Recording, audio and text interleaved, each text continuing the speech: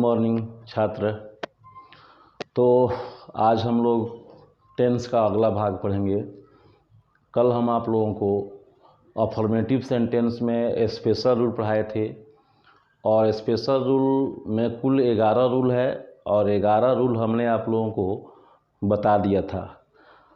आज हम लोग नेगेटिव सेंटेंस पढ़ेंगे। अफर्मेटिव सेंटेंस ख़त्म हो गया और आज जो है नेगेटिव सेंटेंस चलेगा। तो आप टेंस का एंजॉय कर रहे होंगे, मज़ा आ रहा होगा। अगर फिर भी आपको कहीं भी कुछ शिकायत हो, हमसे कुछ कहना हो, तो आप कमेंट ज़रूर कीजिएगा। कमेंट करने से हम अपने पढ़ाने की शैली में और सुधार करेंगे। अगर कोई खामियां दिखाई दे रही हो तो आप हमें ज़रूर बताइएगा। आप हमें बताइएगा तो हम और उसमें अधिक से अधिक सुधार करने का प्रयास करेंगे। और आप लोग चैनल को सब्सक्राइब कर दीजिएगा। जो लोग नए लोग हैं वो चाहते हैं कि अपडेट मिलता रहे, नया नया वीडियो का अपडेट मिलता रहे, तो वे लोग चैनल को सब्सक्राइब ज़रूर कर देंगे। और जो लोग पुराने लोग हैं, जो हमसे पहले से जुड़े हुए हैं, वे लोग भाई चैनल को लाइक आप लोग ज़रूर कर दीजिएगा। इतना आपसे रिक्वेस्ट करते हैं, इतना हम लोग मेहनत करते हैं ताकि आप लोग घर बैठे पढ़ सके। तो आप लोगों का भी फर्ज बनता है कि वीडियो को लाइक अवश्य कीजिएगा। और जो लोग भी नए लोग हैं वे लोग चैनल को सब्सक्राइब कर देंगे। और आप लोग प्रयास कीजिएगा कि हम अधिक से अधिक ग्रुप में इसको शेयर भी कर दें। शेयर करने से अच्छा रहेगा। तो चलिए, आज हम लोग टेंस की शुरुआत में तो पढ़ चुके हैं, लेकिन निगेटिव सेंटेंस आज हम पढ़ाने जा रहे हैं। निगेटिव सेंटेंस में जो भी रूल्स हैं वो आज हम बताने जा रहे हैं। आप लोग ध्यान दीजिएगा। चलिए, निगेटिव में यहाँ लिखा हुआ है टेंस, सिंपल प्रेजेंट टेंस, और सिंपल प्रेजेंट टेंस में ये निगेटिव सेंटेंस है। निगेटिव सेंटेंस का structure number 1, subject plus do या does plus not plus verb का पहला रूप प्लस ऑब्जेक्ट। ये इसका सिंपल निगेटिव का सिंपल बनावट है। इसमें सब्जेक्ट के बाद डू या does plus not plus verb 1 plus object. अब यहाँ एक चीज़ देखिएगा कि डू या डॉज आया है, इस पर ध्यान दीजिएगा। डू या डॉज, अब कहाँ पर हम लोग डू लगाते हैं और कहाँ डॉज लगाते हैं, इसका सिंपल सी है। आप लोगों को हम बताए थे कि थर्ड पर्सन सिंगुलर नंबर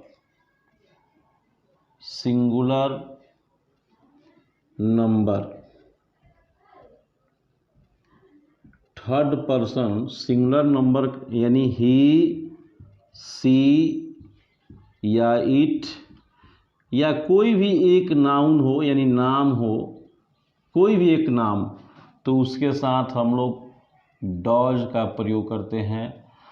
और आई, वी, यू, दे या दो से अधिक नाम हो, दो से अधिक नाम के साथ हम लोग डू का प्रयोग करते हैं। क्लियर हो गया होगा कहाँ पर डू लगाते हैं और कहाँ पर डॉज लगाते हैं? नहीं क्लियर हुआ है तो एक बार और समझ लीजिए कि थर्ड पर्सन सिंगुलर नंबर यानी ही, सी, इट, एक नाम के साथ डॉज का प्रयोग करेंगे। आई, वी, यू, दे या दो से अधिक नाम के साथ हम लोग डू का प्रयोग करेंगे। सिंपल उदाहरण देखिए एक ठो, जैसे मैं काम नहीं करता हूँ, मैं काम नहीं करता हूँ, तो यहाँ सब्जेक्ट के रूप में मैं है और मैं का आई होता है तो आई हो जाएगा। अब आप देखिए कि आई के साथ हमने क्या बताया था कि डू का प्रयोग करते हैं, तो आई डू हो जाएगा। तो डू डॉज में डू लिख दिए, उसके बाद यहाँ बनावट में नॉट है तो नॉट का प्रयोग करेंगे। उसके बाद भर्ब वन, तो भर्ब है काम करना और काम करना का वर्क होता है, तो आई डू नॉट वर्क, मैं काम नहीं करता हूँ। एक और बनावट देखिए, वह विद्यालय नहीं जाती है, वह विद्यालय नहीं जाती है, तो हो जाएगा सी डॉज। चूँकि सी के साथ हम लोग डॉज का प्रयोग करेंगे, यहाँ लिख भी दिया है कि ही सी इट या कोई एक नाम हो तो उसके साथ हम लोग डॉज का प्रयोग करते हैं। तो he does not, he does not और गो टू ए स्कूल, वह विद्यालय नहीं जाती है, he does not go to a school. आप चाहें तो इसको नोट भी कर सकते हैं।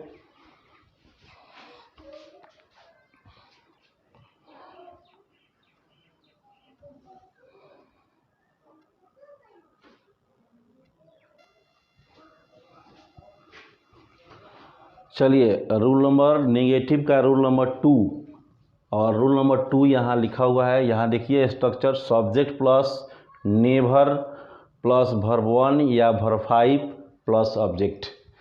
तो यहाँ हम लोग नेवर का प्रयोग किए हैं। नेवर का हिंदी होता है कभी नहीं, यानी नेगेटिव सेंटेंस में कभी भी दिया हो, नहीं भी दिया हो, कभी नहीं दोनों दिया हो, तो उसके लिए हम लोग नेवर का प्रयोग करते हैं।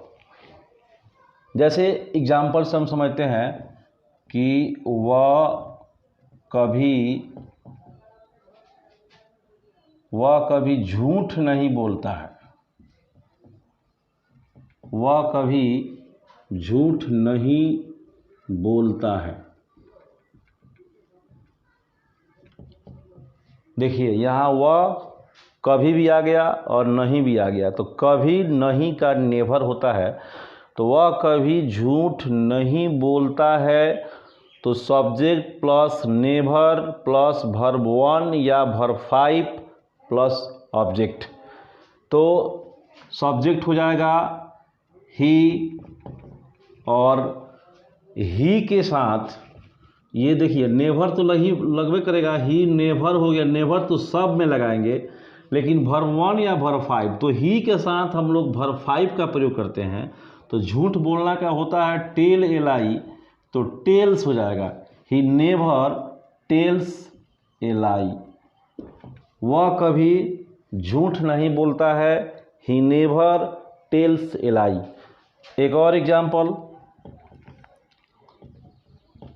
आप कभी घर नहीं आते हैं, आप कभी घर नहीं आते हैं। अब देखिए यहाँ आप है, तो आप का अंग्रेजी या तुम का अंग्रेजी यू होता है, तो यू हो जाएगा। और अब बताइए सब्जेक्ट तो यू हो गया, यू के बाद क्या लगाना है, नेवर, तो नेवर लगा दिए। उसके बाद आना का कम होता है, तो कम, चूँकि यहाँ आप देखिए वर्ब 1 या वर्ब 5 है, तो यू के साथ कम का प्रयोग करेंगे। नेवर, चूँकि नेवर के बाद वर्ब 1 या वर्ब 5, तो यू के साथ वर्ब 1 लगाते हैं तो कम हो जाएगा। और घर का होम होता है यू नेवर कम होम, आप कभी घर नहीं आते हैं। तो ये दूसरा रूल है निगेटिव का कि अगर वाक्य में कभी नहीं आएगा तो उसके लिए हम लोग नेवर का प्रयोग करते हैं, और नेवर के साथ वर्ब 1 या वर्ब 5 का प्रयोग करते हैं। नोट कीजिए इसको।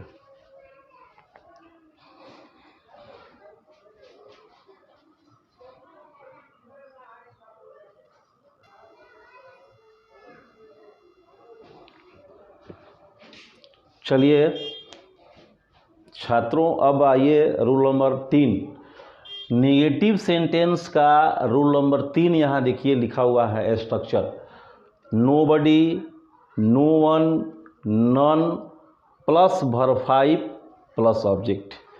एक आपके लिए यहाँ फ़ायदा ये है कि इसमें वर्ब 1 का झंझट नहीं है, केवल वर्ब 5 का प्रयोग करते हैं।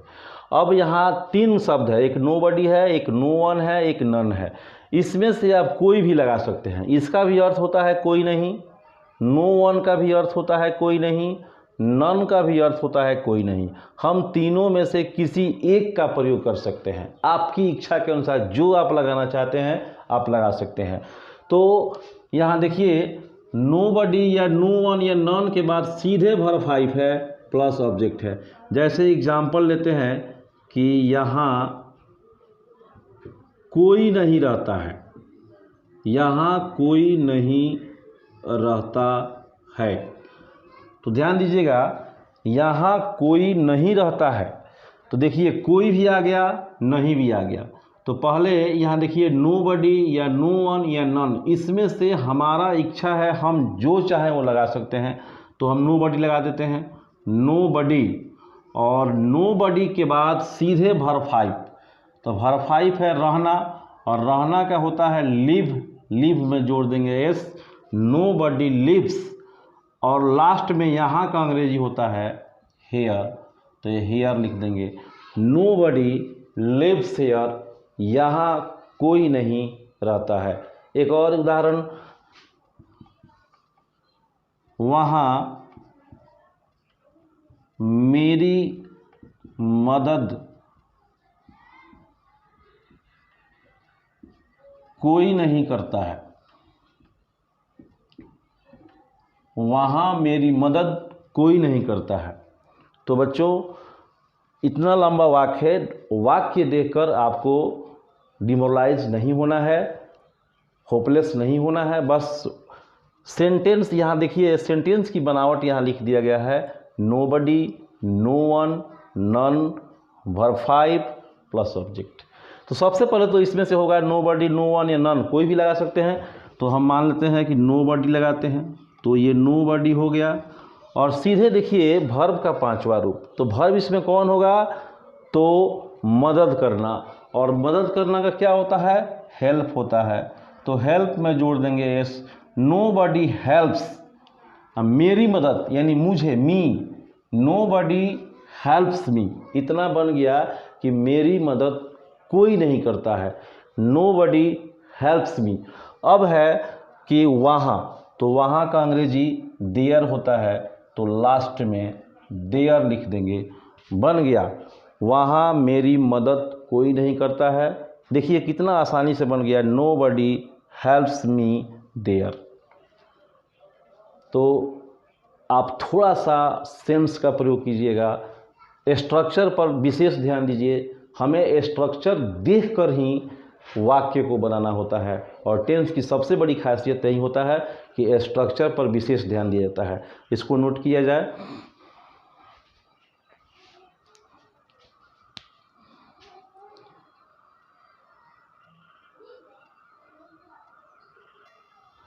चलिए दोस्तों, अब हम लोग टेंस का इंट्रोगेटिव सेंटेंस, नेगेटिव समाप्त हो गया, नेगेटिव में 3 रूल्स था, तीनों रूल्स हमने बता दिया आप लोगों को। अब आइए इंट्रोगेटिव सेंटेंस में। इंट्रोगेटिव सेंटेंस में भी 3 प्रकार का रूल्स होगा, जिसमें एक यहाँ सामने आपके बोर्ड पर है इंट्रोगेटिव सेंटेंस, और स्ट्रक्चर देखिए, डू या does plus subject plus verb 1 plus object plus question marks. तो यहाँ सबसे पहले डू या डॉज का प्रयोग करेंगे, और आप लोगों को हम पहले ही निगेटिव में ही बता चुके हैं कि कहाँ पर डू लगाते हैं और कहाँ पर डॉज लगाते हैं। एक बार और दिमाग पर नोट कर लीजिए कि ही, सी, इट या कोई नाम होगा तो उसके साथ हम लोग डॉज का प्रयोग करेंगे, और आई, वी, यू, दे होगा या दो से अधिक नाम होगा तो उसके साथ हम लोग डू का प्रयोग करेंगे। क्लियर। अब देखिए एक चीज़, जब शुरू में डू या डॉज आ जाए, इसका मतलब ये होता है कि हिंदी के वाक्य में शुरुआत क्या से होगा। जैसे क्या वह खाता है, क्या वह जाता है, क्या वे लोग पढ़ते हैं, यानी वाक्य की जिस शुरुआत जो होगा वो क्या से होगा। और जब वाक्य की शुरुआत क्या से होगा तो हम भी वाक्य की शुरुआत अंग्रेजी में डू या डज से करेंगे। जैसे सिंपल एक उदाहरण देते हैं कि क्या राम काम नहीं करता है।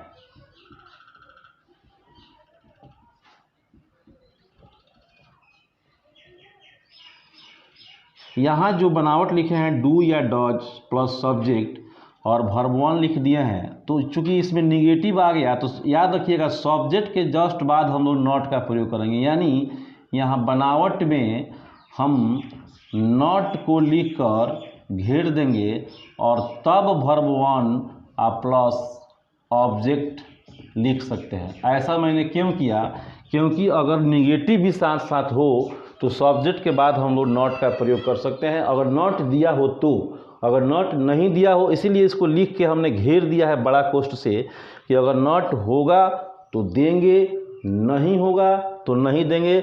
सीधे हम लोग वर्ब वन प्लस ऑब्जेक्ट का प्रयोग करेंगे, यानी दो इसमें काम हो जाएगा। अगर निगेटिव भी हो तो सब्जेक्ट के बाद नॉट का प्रयोग कर देंगे, अगर निगेटिव नहीं हो तो हम छोड़ देंगे, नॉट का प्रयोग नहीं करेंगे। तो यहाँ क्या राम काम नहीं करता है, इसमें निगेटिव भी है और प्रश्नवाचक भी है, दोनों है। तो चूँकि राम के अनुसार हम लोग डॉज का प्रयोग करेंगे, डू तो लगेगा नहीं यहाँ पर, तो डॉज पहले कर देंगे, उसके बाद सब्जेक्ट है तब राम लिखेंगे, डॉज राम। और चूँकि निगेटिव है, नॉट लगा हुआ है, तो हम भी नॉट लगा देंगे, इसमें नहीं है। डॉज राम नॉट, और काम करना के आप जानबे करते हैं कि वर्क होता है, बस हो गया। डॉज राम नॉट वर्क, क्या राम काम नहीं करता है। कितना इजी है। एक और एग्जांपल समझते हैं। क्या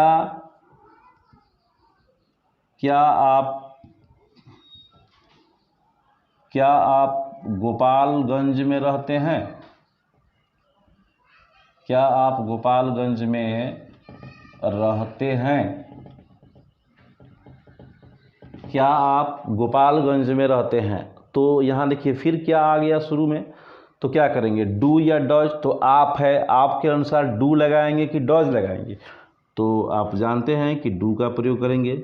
उसके बाद सब्जेक्ट, तो आपका अंग्रेजी हो गया यू। उसके बाद इसमें निगेटिव नहीं है, देख लीजिए इसमें नॉट का प्रयोग नहीं किया गया, नहीं इसमें नहीं आया है, तो हम लोग भी नॉट का प्रयोग नहीं करेंगे, सीधे वर्ब वन। अब वर्ब है रहते हैं यानी रहना, तो लीव हो जाएगा, डू यू लीव। और कहाँ रहना है, तो गोपालगंज में, तो in Gopalganj. Do you live in Gopalganj. और एक बात और याद रखिएगा कि इंट्रोगेटिव सेंटेंस के अंत में प्रश्नवाचक चिन्ह का प्रयोग जरूर करेंगे, क्वेश्चन मार्क्स जरूर लगाएंगे, नहीं तो सेंटेंस गलत हो जाएगा। क्या आप गोपालगंज में रहते हैं, do you live in Gopalganj. और लास्ट में ये क्वेश्चन मार्क्स का चिन्ह हम अवश्य करेंगे, तो इसको भी नोट कीजिए।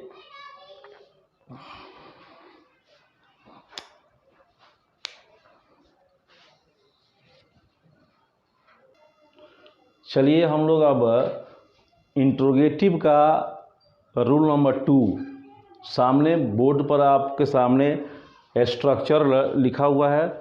देखिए इसमें WH वर्ड से शुरुआत होती है। ये WH वर्ड रहेगा तब डू या डज, तब सब्जेक्ट, तब अगर नॉट होगा तो देंगे, नहीं होगा तो छोड़ देंगे, verb one plus object plus question marks. तो यहाँ WH वर्ड के जगह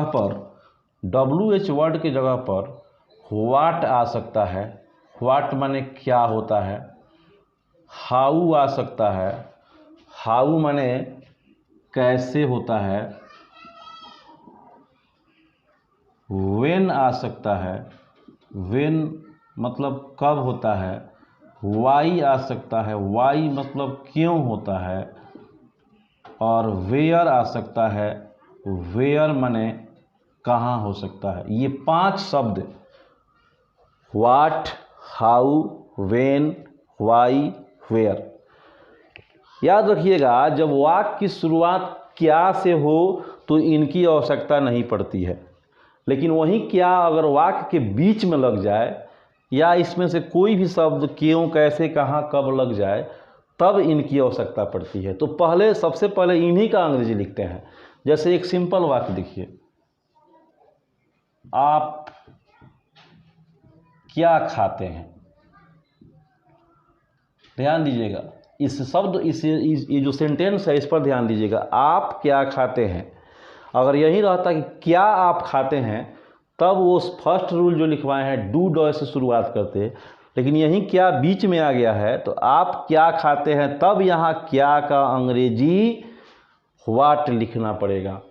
अगर यहीं का क्या जो है शुरू में रहता क्या आप खाते हैं तब व्हाट का प्रयोग नहीं करेंगे, सीधे डू या डॉज का प्रयोग करेंगे। लेकिन क्या जब बीच में आ जाएगा तब हम लोग व्हाट का प्रयोग करेंगे। तो सबसे पहले ये WH वर्ड यानी व्हाट लगाएंगे, उसके बाद डू या डॉज, तो आप है, आप का अंग्रेजी यू होता है और यू के अनुसार हम लोग डू का प्रयोग करते हैं तो डू हो जाएगा। तब सब्जेक्ट है तब यू लिखेंगे, और चूंकि इसमें नॉट का प्रयोग नहीं किया गया है तो छोड़ देंगे, सीधे वर्ब वन। तो वर्ब वन क्या है, it. Do, what do you eat, आप क्या खाते हैं। कोई दिक्कत, आगे चलिए। 2 नंबर, वह पटना में कहाँ रहता है। वह पटना में कहाँ रहता है। तो अब यहाँ WH वर्ड के जगह पर कहाँ आया है, तो सबसे पहले कहाँ का अंग्रेजी इसमें क्या है देख लीजिए, वेयर होता है। तो पहले हम लोग वेयर का प्रयोग करेंगे, उसके बाद हम लोग डू या डॉज का प्रयोग करेंगे। तो वह है तो वह के अनुसार डॉज लगाएंगे, तो वेयर डॉज हो गया, वेयर डॉज हो गया। और उसके बाद सब्जेक्ट है, स्ट्रक्चर पर ध्यान दीजिए, सब्जेक्ट है तो सब्जेक्ट क्या है, वह, तो ही हो जाएगा। और तब रहना का होता है लिव, तो लिव लिख देंगे, वेयर डॉज ही लिव। और कहाँ, तो पटना में, तो in Patna, where does he live in Patna. और लास्ट में क्वेश्चन मार्क्स का प्रयोग अवश्य करेंगे, यानी where does he live in Patna, वह पटना में कहाँ रहता है। अब एक और चीज़, एक और एग्जाम्पल समझा देते हैं। आप खाना क्यों नहीं खाते हैं, खाना क्यों नहीं खाते हैं। अब यहाँ ध्यान दीजिए, यहाँ निगेटिव भी लग गया है, नहीं भी आ गया है। आप खाना क्यों नहीं खाते हैं, यहाँ पर देखिए, तो क्यों का अंग्रेजी पर लिखेंगे, क्यों का इंग्लिश क्या होता है, यहाँ देखिए वाई, तो पहले हम लोग वाई लिख देंगे।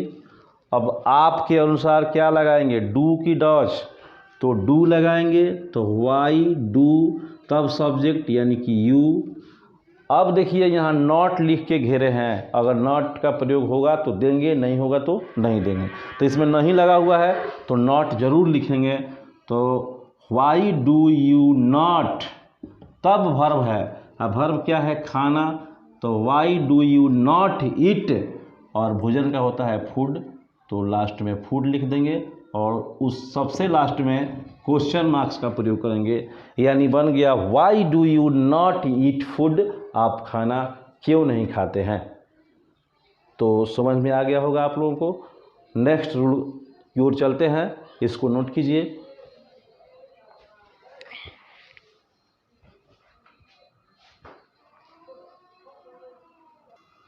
तो अब आइए रूल नंबर 3, इंट्रोगेटिव का रूल नंबर 3 देखिए, स्ट्रक्चर सामने है आपके। यहाँ पर रूल 3 में हम 2 स्ट्रक्चर लिखवाए हैं, 2।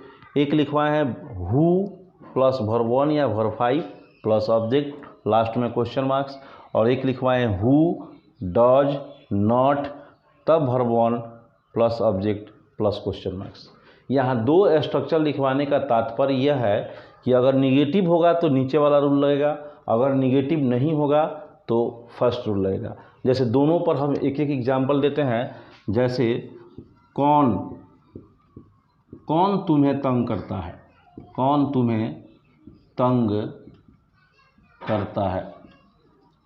तो कौन तुम्हें तंग करता है, तो कौन का हु हो जाएगा, और हु के अनुसार देखिए इसमें निगेटिव नहीं है तो फर्स्ट स्ट्रक्चर होगा हु, सीधे वर्ब 1 या वर्ब 5। तो अगर कौन है तो वर्ब 1 का प्रयोग करेंगे।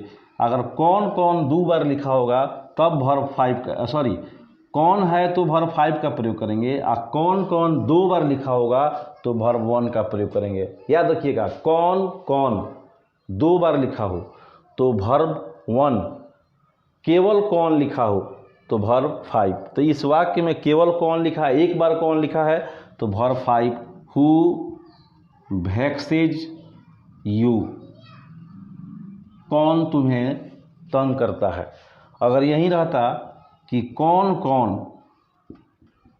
कौन तुम्हें तंग करता है, देखिए सेम स्ट्रक्चर है। यहाँ पर कौन एक बार आया था, यहाँ 2 बार कौन कौन जब आ गया तो हु के साथ हम लोग वर्ब 1 का प्रयोग करेंगे। यानी यहाँ पर हो जाएगा हु वैक्स यू। थोड़ा सा चेंज हुआ है, यहाँ हु वैक्सेज हुआ है और यहाँ हु वैक्स हुआ है। यानी कौन कौन का मतलब हुआ कि बहुत लोग हैं तो इसीलिए यहाँ पर वैक्स हुआ है, और यहाँ एक व्यक्ति का बोध करा रहा है इसीलिए यहाँ पर वर्ब 5 का प्रयोग हुआ है। तो समझ गए होंगे कि कहाँ हम लोग वर्ब 1 लगाते हैं और कहाँ वर्ब 5। अगर एक बार कौन लिखा होगा तो वर्ब का 5वां रूप यानी उसमें एस जोड़ देंगे। अगर 2 बार कौन कौन लिखा होगा तो हम लोग उसमें वर्ब 1 का प्रयोग करेंगे। जैसे यहाँ 2 एग्जाम्पल दिए हैं, कौन तुम्हें तंग करता है तो हु वैक्सेज यू हो जाएगा, और कौन कौन तुम्हें तंग करता है तो हु वैक्स यू हो जाएगा। अब रह गया नीचे वाला स्ट्रक्चर, तो इस पर एक बता देते हैं। देखिए जैसे कौन काम नहीं करता है, कौन काम नहीं करता है, तो यहाँ कौन लगा है लेकिन ध्यान दीजिएगा निगेटिव है, नॉट का प्रयोग करना पड़ेगा। तो इसीलिए नीचे वाला तो हो जाएगा हु डज नॉट वर्क, कौन काम नहीं करता है।